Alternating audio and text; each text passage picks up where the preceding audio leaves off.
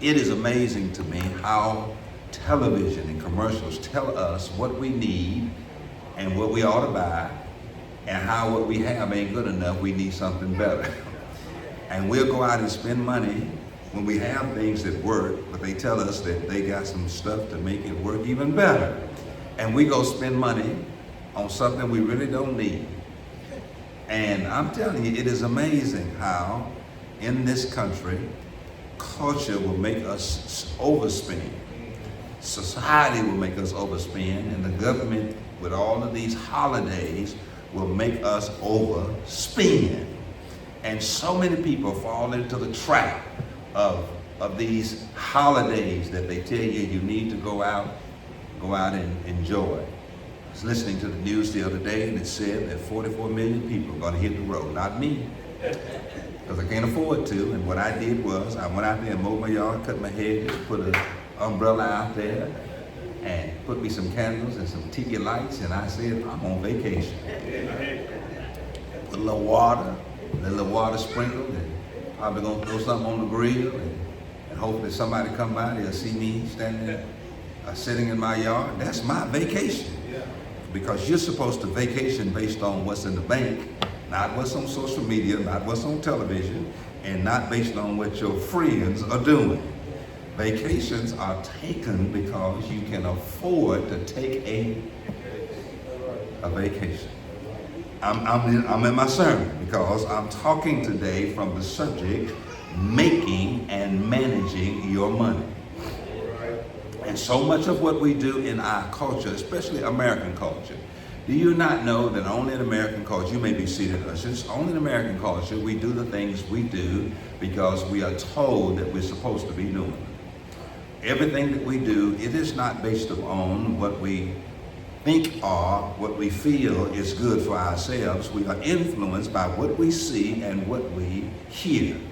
And these things are causing a deficit in our finances. It's putting a strain on our finances. It is really making us struggle financially. It is because of what the government tells us, it's what culture tells us, and it's what society tries to pressure us to do. I tell you, I'm really amazed. I got doorbell cameras in my house, and I was watching a commercial last night, and it told me that my doorbell camera wasn't good enough. I need to update. I need to upgrade. And it's really not an upgrade for me, it's an upgrade for them. Because all doorbell cameras pretty much do the same thing. But it's amazing how society and culture tells us that we need an upgrade in everything, with everything. And it causes a deficit and a strain on our finances. I need to tell you this because I love to watch Fox Financial Channel. America's, for the first time in human history, in the history of all of the world, have $1.11 trillion in credit card debt. Now, did you understand what I just said? We are $1.1 trillion in credit card debt. In other words, we owe more than most countries make in 1 year. The domestic product average of most countries, Americans hold that much debt. And I'm telling you, we hold that debt because we are pressured by society. We're influenced by culture, and we let the government tell us where we need to spend our money, when we need to spend our money, and how we need to spend our money. And that's after they already taxed us at about 60%. And boy, if I told you just how much money you really made every year after they tax you when you make it, tax you after you make it, tax you when you buy something, tax you when you purchase something, and then at the end of the year, after they done taxed you, they tell you to fill out income tax and to get paid some more taxes. So if in reality, you really only make about 40% of the check that you work for every year. I'm trying to explain to you that because of what we're influenced by, what happens and how we allow ourselves to be manipulated is putting a strain and a deficit on our finances. Now, let me get to the text, because this text is a good, interesting text. We talked last week about financial lessons from the lost son. This text is a little more interesting because Jesus is going to tell this particular story. But let me give you the context, because the context starts in chapter 24. Chapter 24 has to be read before you read chapter 25, because chapter 24 is about the coming of the Lord, or the last days. They're going to ask Jesus a question. Jesus is going to answer that question. And by the time chapter 24 ends, Jesus is going to be talking about the coming of the end, or the coming of the Son of Man. And then Jesus, at the end of chapter 24, is going to talk about two particular things on the coming of the Lord. He's going to talk about how you need to be prepared. And he's going to give two illustrations. He's going to give an illustration of a faithful servant and an evil servant. One is going to be preparing for the second coming, or the end of time, when we shall all have to give an account of the deeds done in this body. And then he's going to talk about, at the beginning of chapter 25, about 10 virgins. 10 of them, and 5 of them were prepared for the bridegroom, and 5 of them were not prepared for the bridegroom.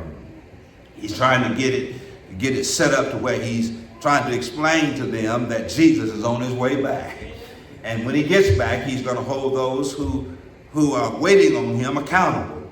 And you can either be prepared or you can be unprepared. You can be a wise servant or an evil servant. But then he's going to give another illustration, because God is also going to hold us accountable for stewardship, the stewardship of what he has allowed us to have. And this is important because we don't understand that God does want us to give him a tenth or a portion of what we have, but he also wants us to manage what he allows us to keep. Because in this particular illustration, it is not only about making money, but about managing money. And managing money is important, because my brothers and sisters, you can be your own source of prosperity if you learn to manage your money. Now, these sermons are not flashy. They're not sermons where you can shout. They're sermons where you can learn. Now, some of y'all, it's too late to learn, because you done wasted most of your time, you done wasted most of your talent, and you probably done wasted most of your money. But for those of you who really are interested in trying to get your finances back in order, and trying to realign your time and to refocus your talent, this sermon will be helpful to you. Because my brothers and sisters, it ain't nothing worse than making a lot of money, having a lot of opportunity, and having a lot of time, and then when all of that comes to a close, when you look back, you ain't got nothing to show for it. Do I have any witnesses in here? How about working on a job for 40 years and getting a wage for 40 years, and then at the end of 40 years, you ain't got nothing? The house you live in ain't yours. The car you're driving ain't yours. You really have no savings. You have no investments. You have no equity in the place where you have been residing, and you have nothing to show for 40 years. I'm telling you, this is a great story about making money and managing money. Now, I really wanted to look at this, because Jesus tells this, because he talks about when the Son of Man comes. He talks about the foolish and the wise. Now he's going to talk about the ones who will be working, and they're going to be given an opportunity to work and to give service to their gifts and their talents. It's about stewardship. Jesus tells this particular story, and he gives 3 people in the story. He gives 3 servants or slaves. And then he talks about a master, and he's going to talk about what the master does when he gets ready to leave.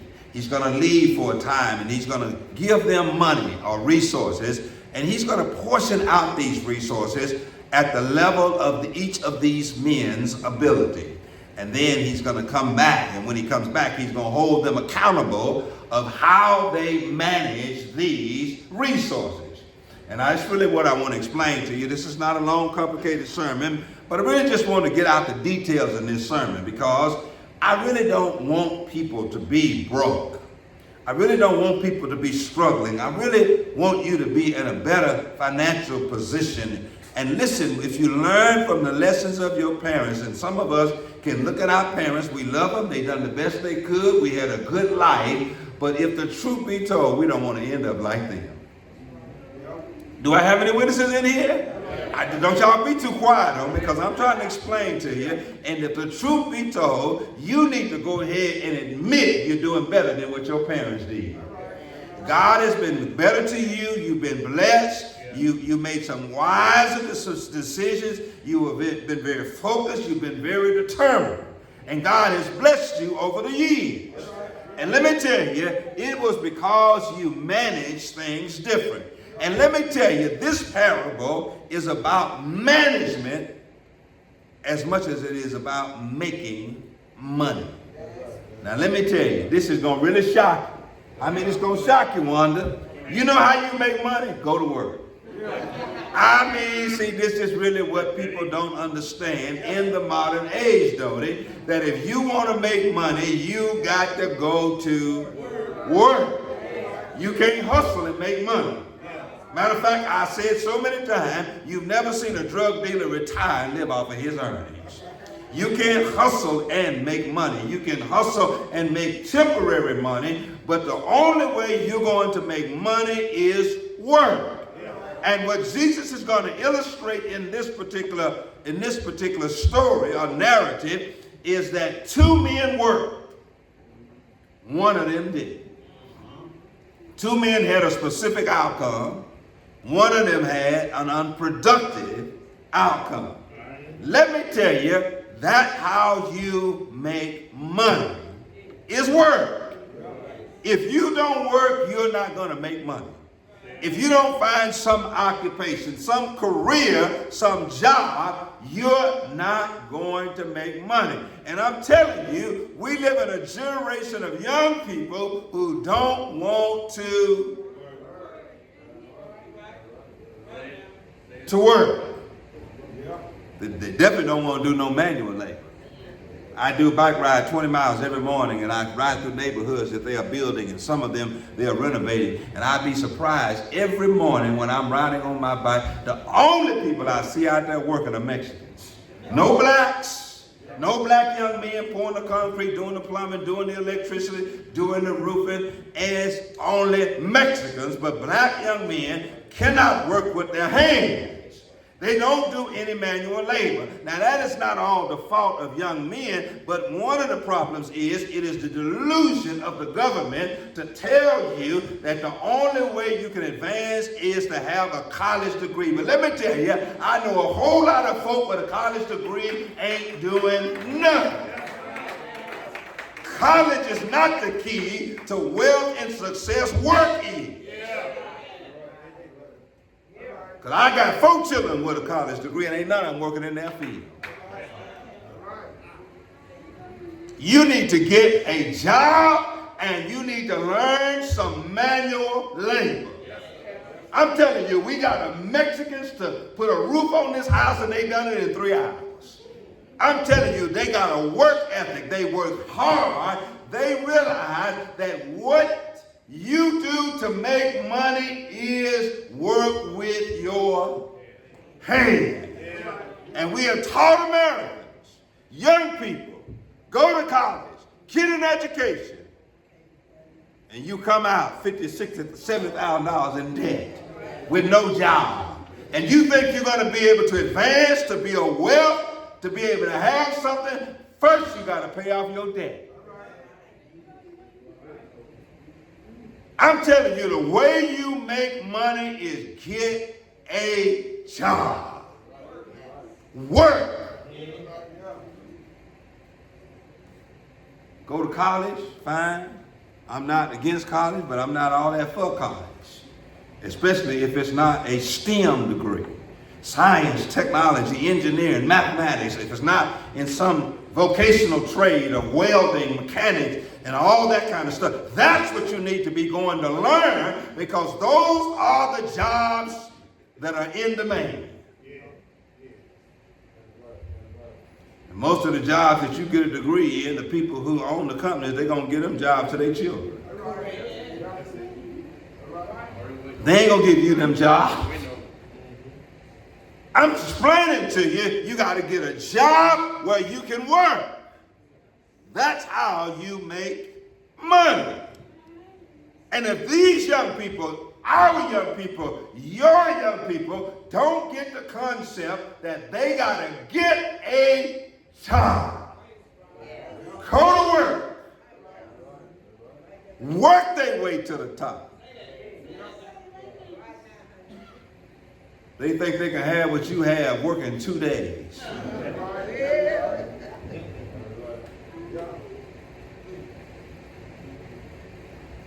I'm trying to explain to you the way you make money, and the text is going to teach us in this lesson. It's work. The two of them worked while the master was gone. So when the master came back, they had an advancement. They managed, and they had an increase. But one of them did not do anything. And guess what he achieved? Nothing. Now let me give you this before I go, because I'm really going to teach this sermon. Because really I want to explain to you three things that the one wasted. He wasted his time, he wasted his talent, and he wasted his money. In other words, the master knew how much money he'd need based on the talent that he had. And so he gave him a talent of money based upon his talent. He didn't bless him above his ability to produce. He blessed him at the ability of his ability to produce. That's why he gave him 1 talent, gave one 2 talents, and gave one 5 talents. And one of the commentators wanted me to tell you, the reason why you ain't got no more than what you got is God knows you can't manage it. Quit trying to act like you can manage what I got. You can't even manage what you got. You got to be able to manage at the level of your talent, at the level of your ability. Bobby McCarter, who pastors Charity Church in Crawford, Mississippi, made this statement here. One young man after church, because he drives a Bentley, and the young man walked up to him and said, "Man, Pastor McCarter, can I drive your Bentley? And one day I'm gonna have a Bentley." And he said to the boy, "You can't even afford the gas. It only gets 9 miles to the gallon." And he was explaining to him, listen, you want this, but you can't afford it.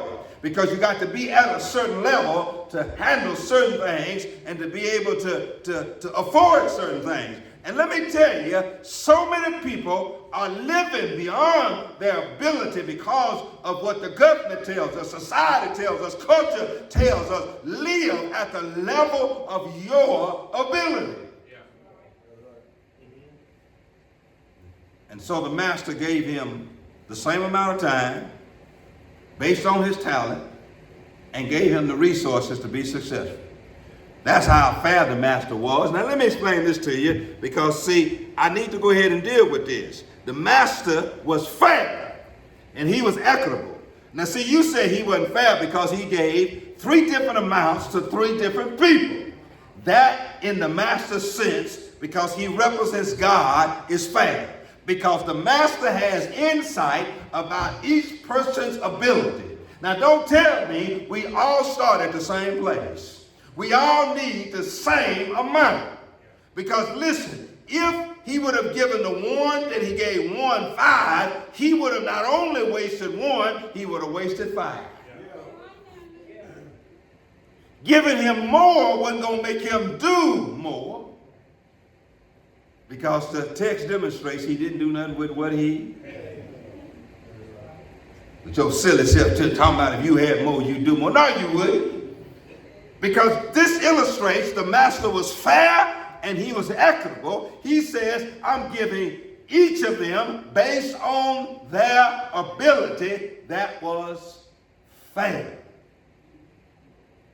That's the way the master decided to distribute these resources. Not an equal amount to each one of them, but equal amount based on ability. And I'm telling you, So many people in our culture, you know, we have this crazy concept now, Steve, of this redistribution of wealth, that rich people are making too much. What do you mean? They're supposed to make much if they produce much.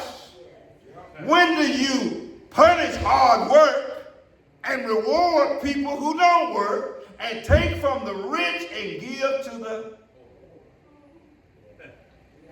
When do you start punishing people who are successful? Listen, Jeff Bezos, Bill Gates, and Elon Musk deserve to be rich because of what they're doing. They shouldn't be punished, but they should be celebrated. They've been given opportunity. They've been given talent, and they produce, and so therefore they are rich. But we live in a society where we say they make too much. And we need to take some of their wealth and give it to people who don't work. Oh, I know y'all don't like this sermon. I'm trying to explain to you the text. How to make money and manage money. And really the problem is not making it. The problem is managing it.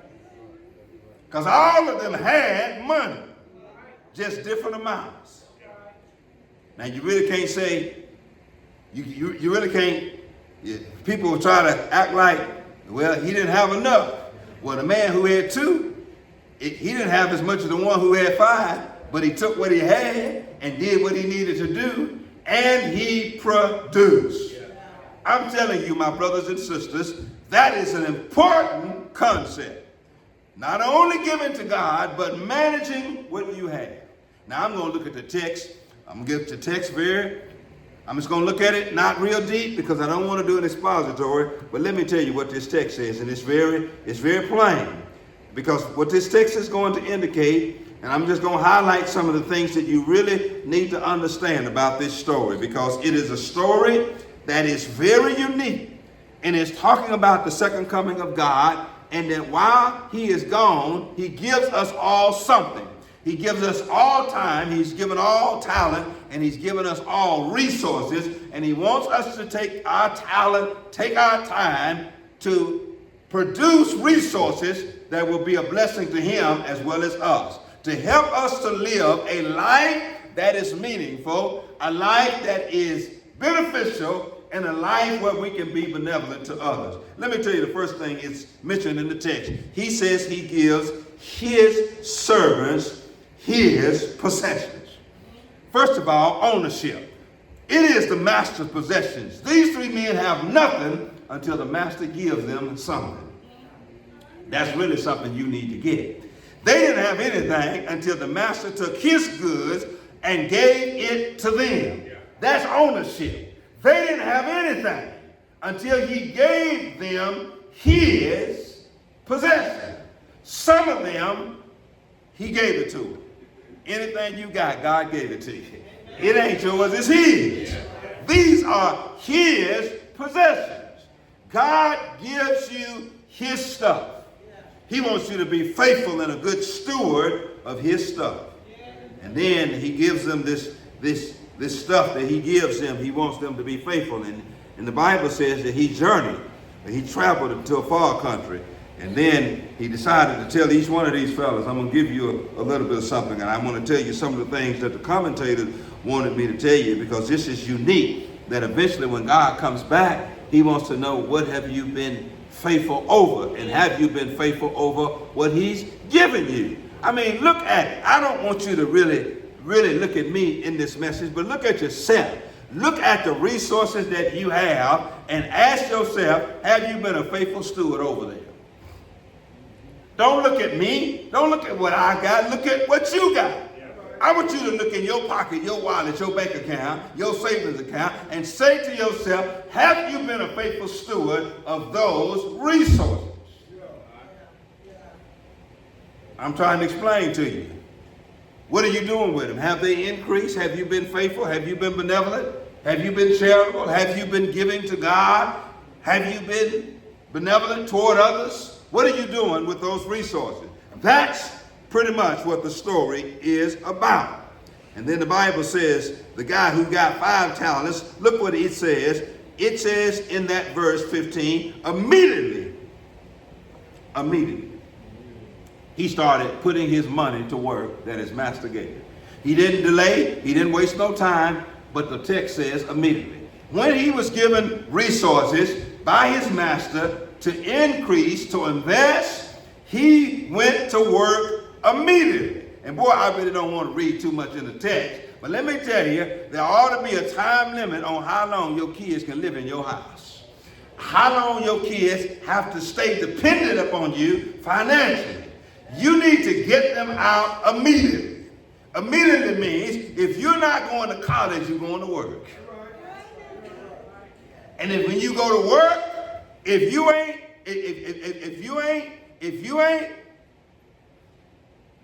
I'm trying to slow down. Your tendency gonna run out.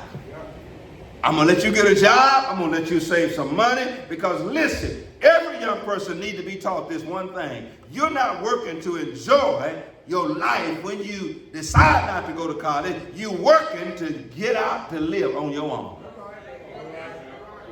Do I have any witnesses in here? If you are 18 or 19 years old and you're living in my house and you're working, you're not working to buy Jordans, weave and makeup. You're working to save up money to get you a apartment, save up your deposit to get your house, to live on your.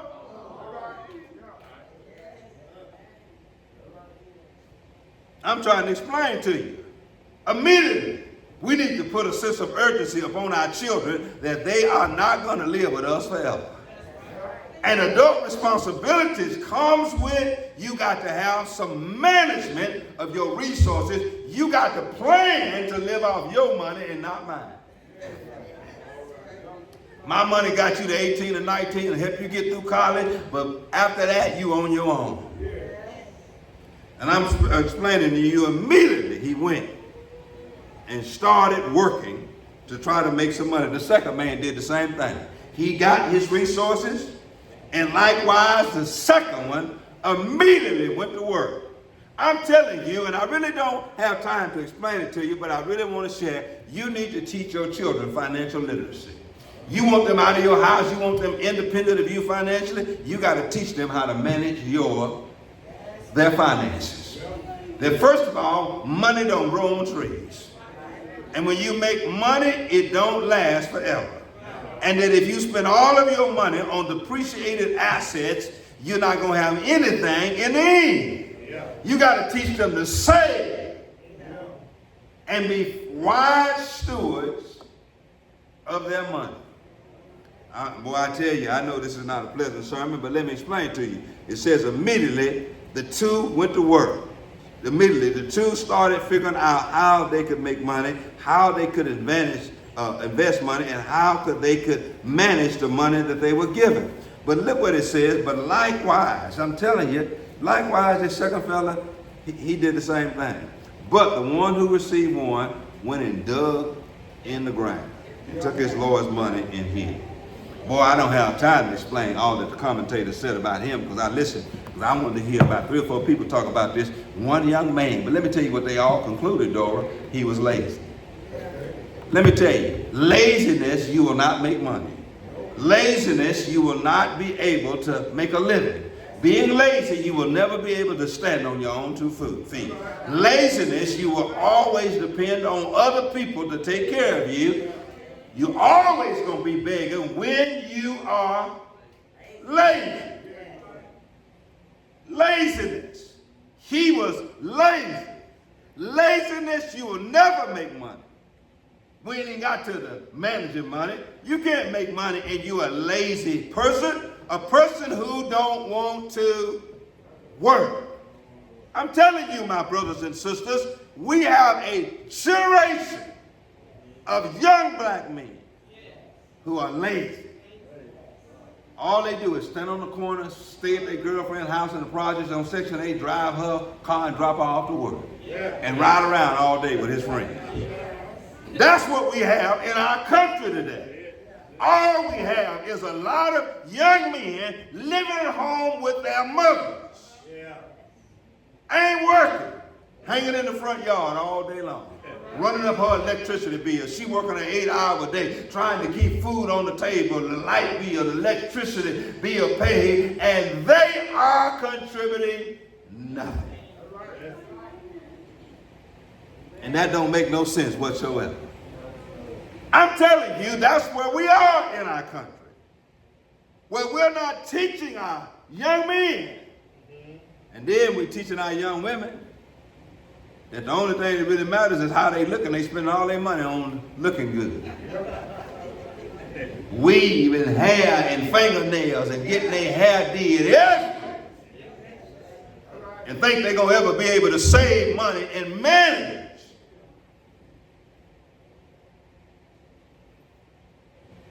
Spend a whole check at the nail shop, at the hair store. I'm telling you, we're raising a generation of financially illiterate people. Dr. Hope Bryant, who is one of the most wealthy, successful black men in America, owns 700 rental units, is the largest minority holder of rental units in the country, says the problem is we have financial illiteracy among our young people, a generation that has no financial illiteracy. That's why they have no sense of financial responsibility. And I'm telling you, my brothers and sisters, we are raising a generation. Think that it's okay. And let me tell you, this is what I think, and this is how I feel. This is the pastor's personal opinion. I need my children to have something, because when I get old and feeble, I might need somewhere to go. I might need somebody to take care of me. And I don't want them living with me to take care of me. I want to go visit them. I want to sit on their back porch. I want them to take me out to eat. I want them to send me some money when I'm 80, not send them no money when I'm 80. I'm telling you, we got to get these young people financially literate. Motivate them. Make our young men go to work. Tell our young women, all that stuff you spending money on, you still gonna get old, and you eventually gonna be unattractive. And men really don't care what you look like anyway. Do I have any witnesses in here? Am I telling the truth, Sister Temple? They don't care how you look. They don't care how you look. They ain't coming at you because of how you look. They coming at you because of what they can.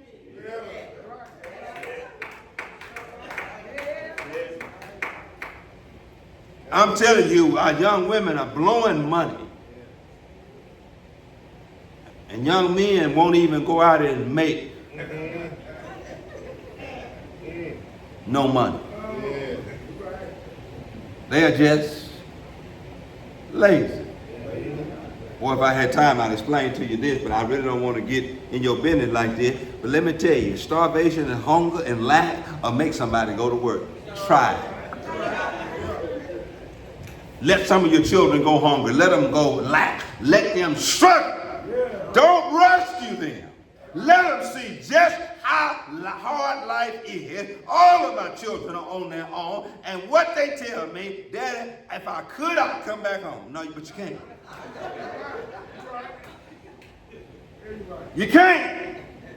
Matter of fact, I done threw away every bed in my house but mine. No internet, no cable. You come back, you're going to be so uncomfortable. And if it's hot, I'm going to turn the heat on. If it's cold, I'm going to turn the air on. But I'm going to make it as uncomfortable as I possibly can. When I cook, it's going to be one skillet, one piece of chicken. And I promise you, when I leave my house, everybody got to leave. Because don't nobody sit in my house when I'm at work. When I leave my house, everybody got to go. You ain't at my house while I'm gone to work. I'm just telling you, we are raising a generation who have no desire to make money. You know why they don't know them? They don't try to make money because they know they can call you. They know they can call you to bail them out. And as long as they do that, keep doing that, they'll never ever have any motivation to do anything to make money or to manage money. I can tell you all commentators decided that this young man was lazy, and they also decided that this young man really didn't think much of his master, didn't think of much of the opportunity he's been given. And I really don't want to dig too deep in this, but that's the problem. They don't appreciate you even when you're good to them. Boy, listen, y'all better listen to me. This boy didn't appreciate that his master thought enough of him to give him something to make something. This boy had no appreciation. No appreciation. Your kids don't value and appreciate the sacrifices you made to get them where they are. Shirley Caesar was right. For the 9 months I carried you. Flowing inside of me. Some of these ungrateful.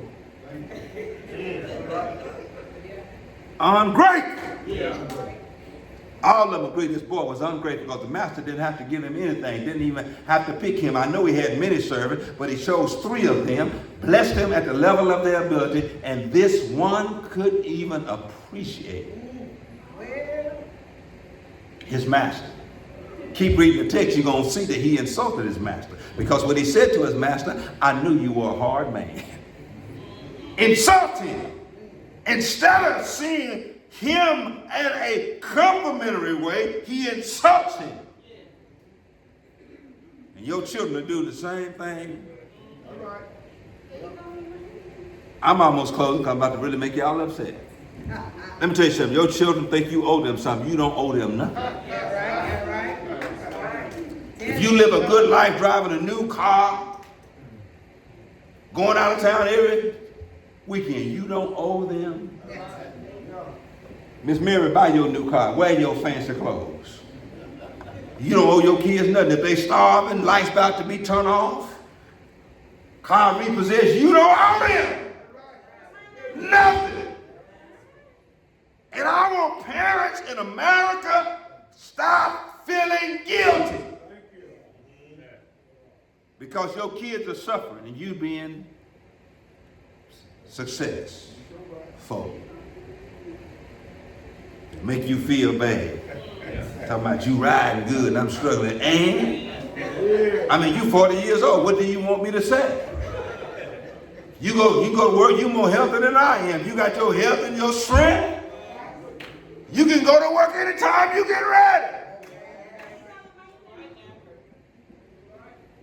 Talking about you got a new car and do. What's your point? And I'm driving this raggedy thing and well. I'm telling you, they feel like you owe them something for life. Now, I'm not telling you not to help your children because you help people who help themselves. If you see them struggling and they doing the best they can, and then sometimes life just becomes overwhelming and you see them trying, your job is to help them. But if they ain't trying, do not.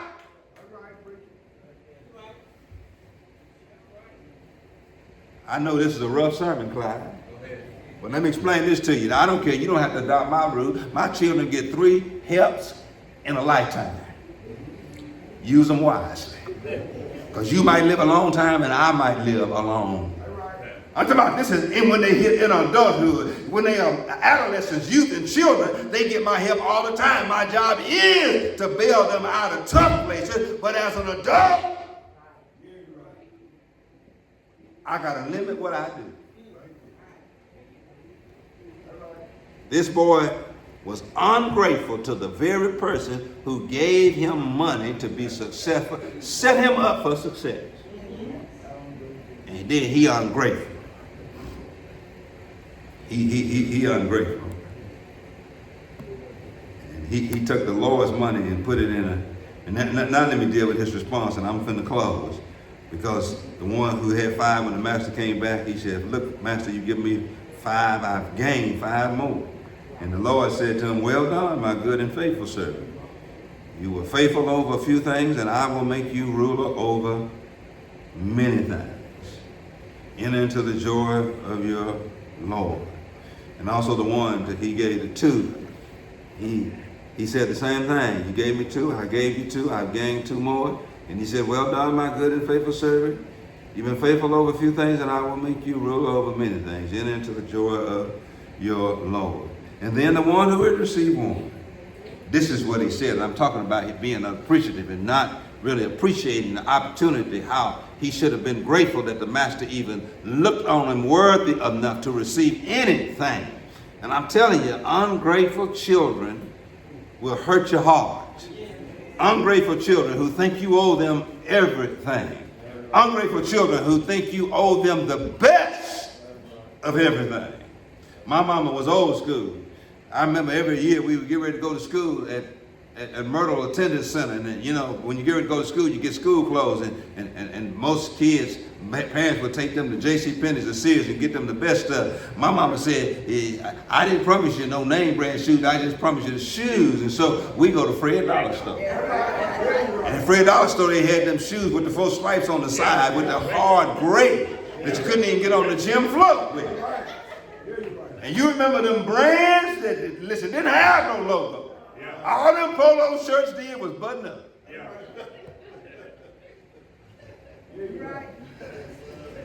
Didn't try to get us the best, but got us what we needed. Because she realized she still had to pay bills after she bought our school clothes. And I need to challenge you, because Dan Ramsey wanted me to tell you this about your children. Quit saying that you want your children to have a better life than you had. We understand what you're saying, but let me tell you, it didn't kill you. You still here. You survived. You got a job. You got a career. You own your own home. So life wasn't that bad. And the bad that it was taught you some lessons to make you want to have. Ain't the truth what I'm saying? I know I'm going to get in trouble, but I'm already in trouble. I saw all of these kids graduating high school this 2024 season, and parents outside with cars with ribbons on them, and they brand new cars. Well, how much sense that make? I mean, that's a car you paying for, and I guarantee you, if they didn't work for it, they ain't going to appreciate it because they didn't earn it. You said 12 years of college, 12 years of high school is they earned it. They ain't earned nothing. That ain't nothing you earn. You supposed to do. That's your job. Is to graduate. You don't get rewarded for that. You get a card with $20 in it. At the most. But not a brand new. How much sense that makes? I'm telling you, that's culture, that's society, and people trying to compete with each other to talk about how good they're doing. I'm just telling you, it doesn't make sense. My first car was a 79 Bonneville pink with no hood caps, and I had to pay for it myself. And I love that Bonneville, washed it every day, even though the paint was half off. I'm telling you, children feel like you owe them something. And they feel entitled. I'm almost finished. And then he says to the master, I knew you were a hard man. Now listen, this is what he says to the master who had given him a privilege. He said this to the master who had given him a talent. This is a master who had saw the potential in him and blessed him at the level of his ability. And he says to the master, I knew you were a hard man. And I know you really take your money serious. And I didn't want to take a risk. And that's another thing I want to talk about, and I'm about finished. Taking a risk. Do you not know half of all of life is about taking a risk? Ain't nothing guaranteed in life. Everything is a risk. I can explain this to you because I really want to explain to you. The man did not want to take any risk. And when you take risks, Butch, you might win or you might lose. You might gain or you might suffer loss. You might come out on the top, you might come out on the bottom. Life is about risk. You said, Pastor, I don't take risks. Yes, you did. You got up this morning, put on your clothes, got in your car, you took a risk. You didn't know whether you were going to make it here because you don't know what the car on the other side of the line was going to do. You took a risk just to come to church. And some of y'all stopped at a restaurant and got some breakfast you didn't cook. And you didn't see the person cook. You don't know what's in that food. You took a risk.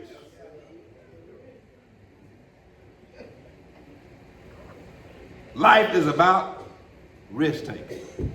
You don't know how it's going to come out, but you got to be a risk taker. This guy said, I took it, buried it.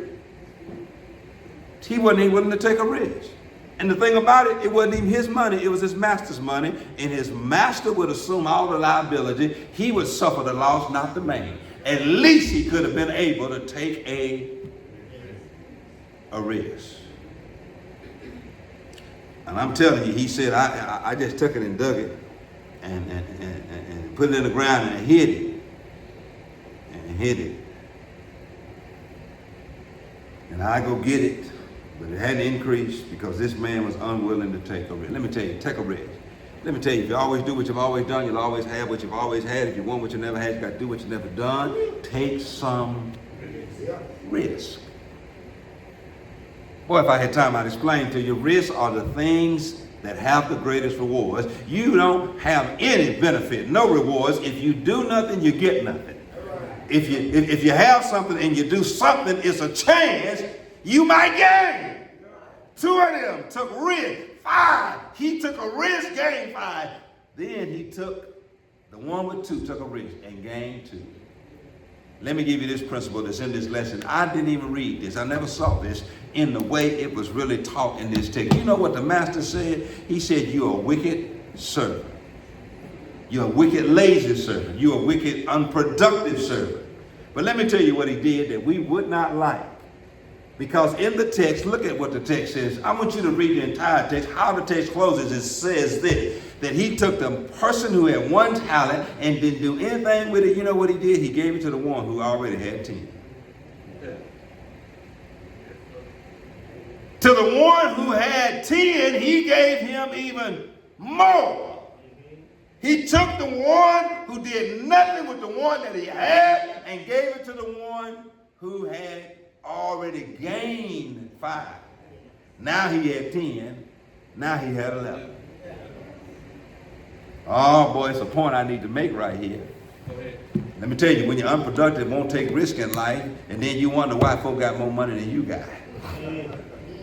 God will take what you won't do nothing with and give it to somebody who will do something with it. You want to talk about a transfer of wealth in the economy of God. If you sit around and do nothing, God will literally let your money be given to somebody else, and you'll see somebody with more. Because he took the 1 talent, gave it to the person who was most productive. Let me tell you, productivity gives you rewards and benefits you. He took the 1 talent from the one who did nothing and gave it to the one who had 11. And some people said, why did he give and split it and gave a percentage to the one who had 5 and the one who had 10? No, he gave it to the one who was most productive with what most he had. We don't like that. Let me close by telling you this. This is going to be some hard stuff for you to swallow. You know why some people are ahead of you financially and people are more ahead of you when it comes to money and material possessions? It's because they're better stewards and they manage it better. You work on the same job, make the same amount of money, live in the same neighborhood, got the same economic circumstances, but you don't manage your money well.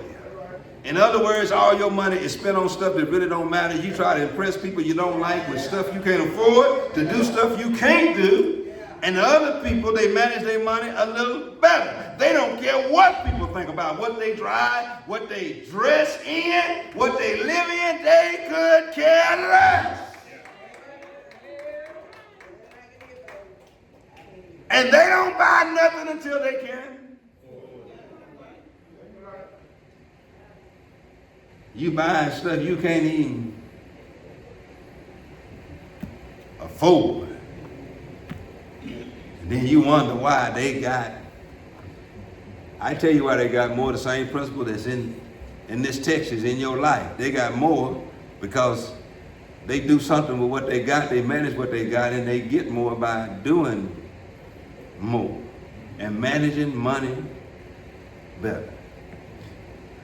I first came to this church, I was just amazed at the people that were in this church. I tell you, people tell me, what kind of church you pastor? I said, I pastor a small church. They said, yeah, they small church, but I said, let me tell you something, don't be fooled by what you see.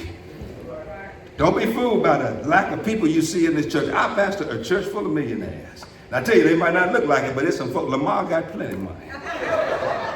I mean, got a whole estate over there, drive a different car every day. Don't be fooled now. Butch got different car dress. Don't be fooled by what you see.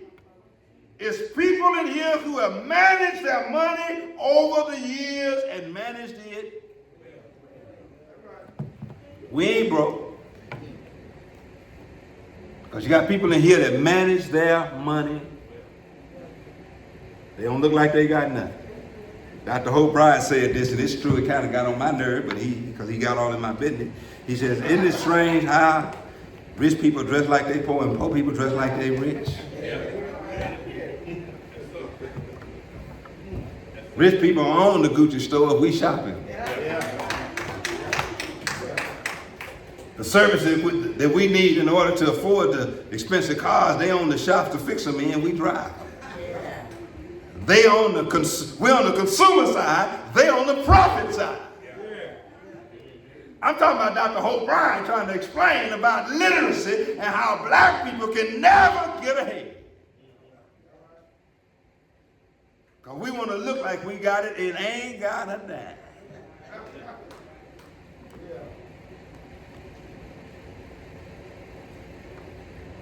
Y'all don't want to get it. Tell it. Living above your means. I'm going to say some things you can't afford because listen, you ain't at the place in your life where you should even try to be and afford to do it. I'm explaining to you, this young man was unproductive, didn't manage his resources, and then started acting unappreciative, and he said, depart from me. And he says, there's a place for people like you, and that place is where there's gnashing of teeth. Let me tell you, let me explain it to you. This is the way I interpret it. Eugene Peterson is the Message Bible. He has a translation that's not necessarily literary right, and it's not a lexicon of Greek or Hebrew or Aramaic translation of the Bible. But listen, Eugene Peterson has an interpretation that really speaks to the modern vernacular of culture. And really, I'm going to use the Eugene Peterson, and he literally says it like this. This man lived in hell and then went to hell. I mean, at some point, you want to live good. You don't want to waste everything and then end up in a place of weeping and gnashing of teeth. I know you don't believe in hell, but listen, I wouldn't take a chance to know whether it's real or not. But then he said to the other servant, well, I sure feel like preaching, because see, you got to know when to rejoice in this text. Because the rejoicing ain't with the last boy, but it's with the first two. Because the master said, well done. When you're faithful over what God gives you, faithful over what God lets you have, and when you're faithful to the master who gives it to you, and you want to be a good servant, you do what's right. And you work while it is day. Because when night comes, no man can work. And so when the master comes back, because that's what the story is all about, the master is coming back. You got to work while it is day because the master's coming back. And you want to hear him say, well done, my good and faithful servant. That's what you want to hear him say. Come on up. You've been faithful over a few things, and I'll make you ruler over many. You want to hear him say, well done. Is it anybody in here want to hear him say, well done, my good and faithful servant? I sure want to hear him say, well done. I want to work while it is day, because the night is coming.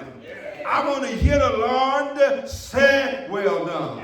Because one of these days, my work down here is going to be over.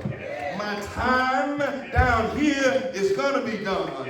And I'm going to take my Bible and lay it down. Lay down my hymn book and stick it in the sandy banks of time. And one day I'm going to stand before a righteous judge. And first of all, before he gives me my reward, I just want to tell him thank you. Thank you for blessing me. Thank you for keeping me and taking care of me. Do I have any witnesses in here? Before he said, well done, I just want to tell him thank you. Is there anybody in here that just want to tell him thank you? Thank you for waking me up this morning. Thank you for keeping me last night. Thank you for watching over me on the dangerous highways and byways. Thank you for another birthday. Thank you that my kids were all right. Thank you that I got mama's phone call this morning. Thank you that I was able to come to the house of the Lord one more time. I just want to tell him thank you, and then I want to tell him thank you for all you've done. Your grace and your mercy kept me. Your grace and your mercy held me when I wanted to fall. Thank you for grace. Do you thank him for grace? Amazing grace. How sweet the sound that saved a wretch like me. I thank you for grace. Do you know what grace is? God gave you what you didn't deserve. He gave you what you didn't earn. He gave you what you couldn't ask him for. But grace saved me. Grace keeps to me. Thank you for amazing grace. But most of all, thank you for Jesus Christ. I thank God for grace.